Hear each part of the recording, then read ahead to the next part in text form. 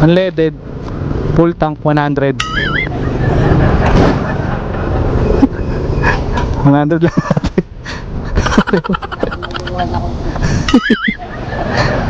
Full tank 100. Naguluhan si ate.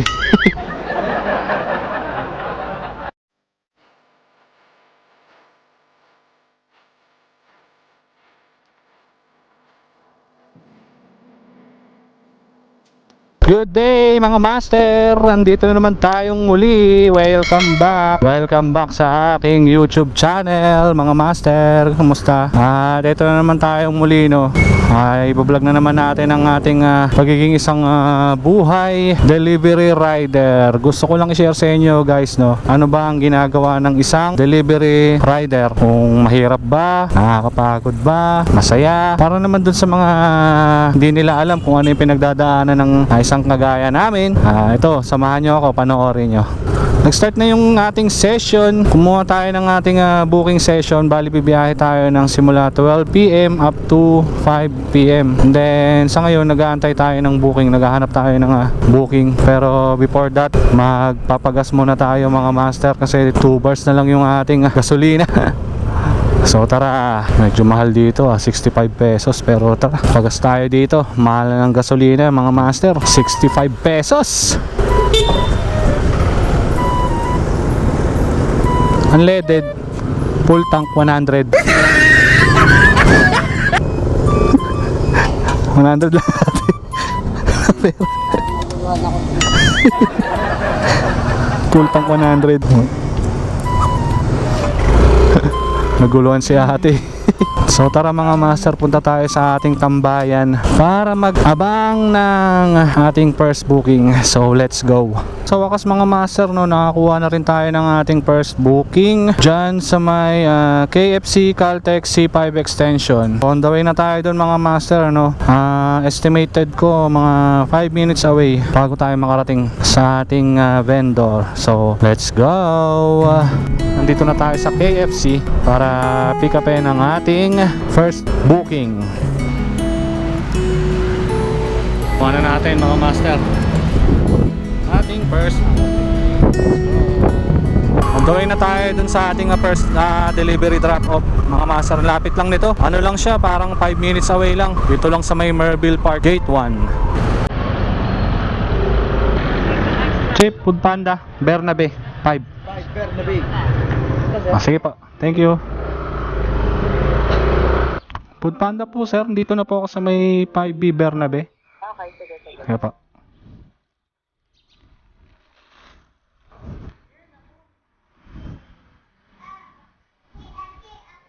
Ma'am Karina po. Ma'am, picture ako na lang po.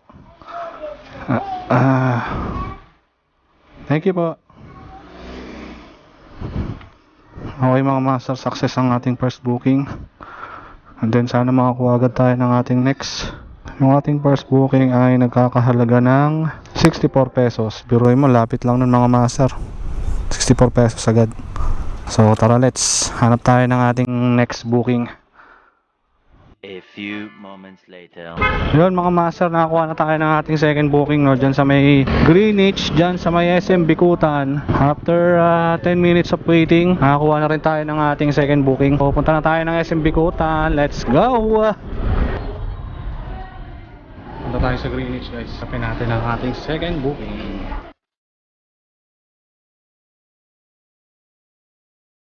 So mga master, nakuha na natin ating second delivery. Punta na tayo sa customer dyan sa Municipal. Hello po ma'am, andito po ako sa may Caltex ngayon kasi hindi po ako sigurado sa pin location nyo. Dalawang pag na po yung nakarating dito, sir. Dito po sa may Crash Gate 1 po. Sa may saan po? Sa may Crash Gate po. Alam niyo po ba dito? Dyan po ba sa may parang ilalim ng Skyway ba yan? Opo. Sige. May mga polis na guard dito po. Sige ma'am. Actually dyan talaga nakapin, kaya lang hindi ako sigurado. Pero diretso ako dyan ma'am. Okay po. Sige po. Dito yata yun mga master. Ito yung papasok na to. Gate 1. Ito nga. Food Panda chip. Ha? Mga master, na-drop na natin yung ating second booking, second delivery dito sa may Crush Gate 1. Dito sa may C5 extension. Hanap na naman tayo muli ng ating pang third booking mga master. Siguro tambay tayo dito sa may Caltex, dito sa may C5 extension. And hopefully makakuha tayo ng booking doon. So tara! Tara, tambay muna tayo dito mga master. Abang tayo ng booking dito. A few moments later. Yun mga master, nakakuha na tayo ng ating third booking, no? Anak ng tinapay talaga, oh. Kasi umalis-alis pa tayo dun sa tinambayan natin, eh. Tapos nung nakaalis na tayo, dun rin pala tayo makakakuha ng booking. So yun, balik na naman tayo dun. Sa may Caltex na naman ulit tayo babalik sa may C5 extension. Pero this time hindi na KFC, ano naman, Army Navy. So let's go. Dito na tayo sa Army Navy guys, para pick upin ang ating third booking. Food Panda po. Name, surname, sir. Opo. Working, sir. Waiting lang.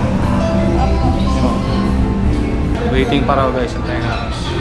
So nakuha na natin mga master. Dali na natin yung customer sa ating third deliveries. Let's go!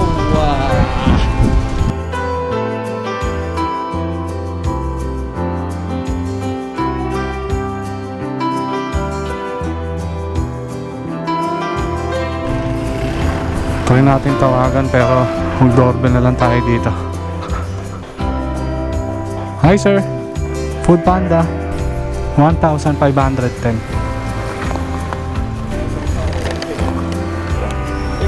Thank you sir, thank you very much. Thank you sir. May tip pa nga, 40 pesos. Ayos. So mga master, hanap tayo ng ating pang port booking. Bali mga master, no, nakakatatlong booking na tayo. Natatapos na natin, and then tingnan natin kung nakakamagkano tayo sa ating tatlong booking. Ayan mga master, meron na tayong 240 pesos para sa ating tatlong booking. And then time check, 2:41 PM. Nakakadalawang oras na tayo mahigit bumibiyahe. Meron na tayong 240 pesos at meron din tayong na-receive na tip na 40 pesos. So lumalabas 280. So tara mga master, hanap ulit tayo ng ating pang-apat na booking, and hopefully makakuha agad tayo. So let's go. A few moments later.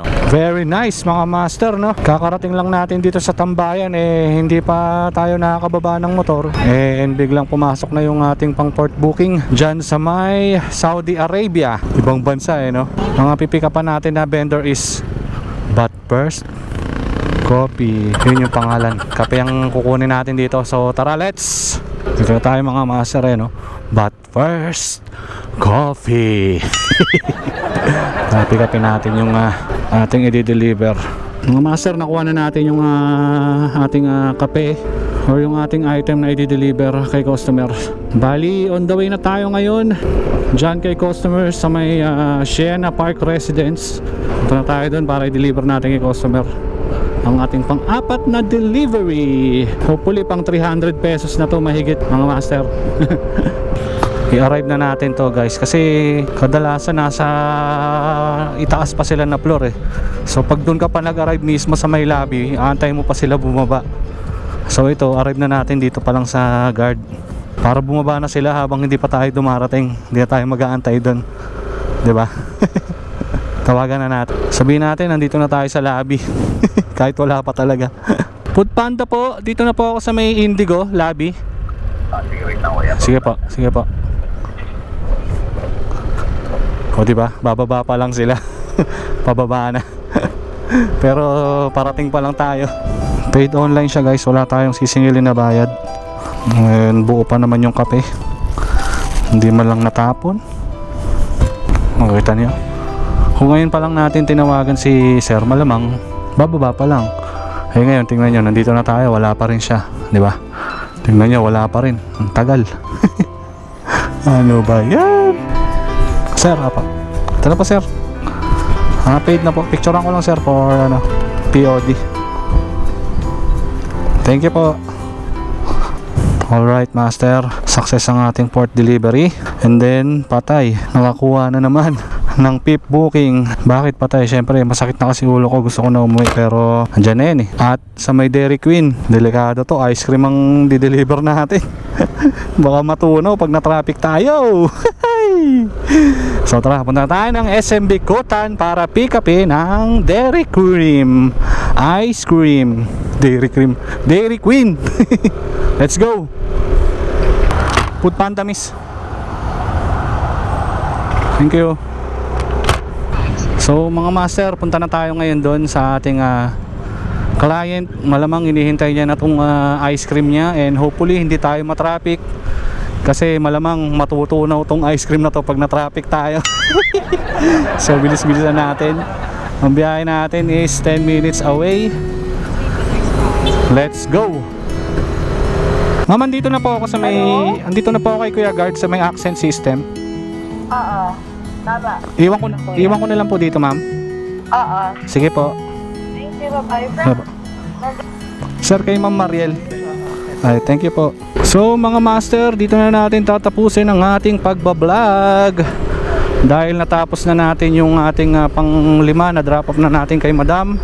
And awa naman ng Diyos, hindi natunaw ang ice cream. So sa 3 oras nating pagbibiyahe ng mga master, nakakuha tayo ng 395 pesos para sa ating shipping sa ating sahod. And then nakakuha rin tayo ng 40 pesos na tip. So suma total is nasa 440 pesos siya sa loob ng 3 oras. Hindi na masama mga master, no? Yung 100 doon igagas natin, then nagneto rin tayo ng mga 300. So mga master, nakikita nyo naman, no, sa sandaling oras, sandaling panahon na nakalikom tayo ng 340 pesos. So talagang maganda talaga pagka full time mo siya. Kaya mong mag 1,500 a day kung masipag ka. Kaya mong kunin yun sa 2 session. Yung per session kasi is 5 hours. So 2 session, kunin mo siya ng 10 hours. Kailangan lang naman talaga masipag ka dito, at saka hindi ka mamimili ng booking. Auto accept lang tayo mga master. So mga master, maraming salamat sa pagsama sa aking biyahe ng Food Panda. Salamat sa panonood ng aking vlog, sa pagbabahagi ng isang buhay delivery rider. So dito ko natatapusin mga master, no? At mag-iwan lang tayo ng kataga na ride safe everyone, sayonara.